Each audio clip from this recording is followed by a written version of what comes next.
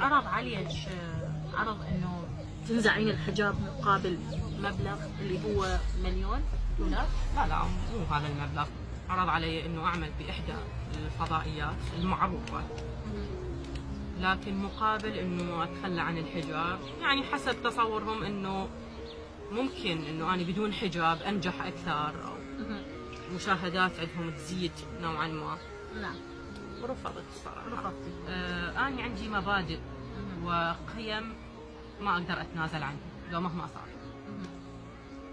لا اموال ولا منصب ولا شهره ولا جاه، انه اني ممكن من اجلها اتخلى عن مبادئ وقيم انا تربيت عليها ومؤمنه بها. اهم شيء يكون عندك ايمان بالشيء حتى تواجهين به مغريات المناصب والرتب والامتيازات ضعيف النفس، بس اللي يحير اللي هي بكل قلب متعوب تذكار، وكلمات اصبحت مثل المناشير اذا مر بزرب تزاحم الناس عليها ويتعب اللي اختصر.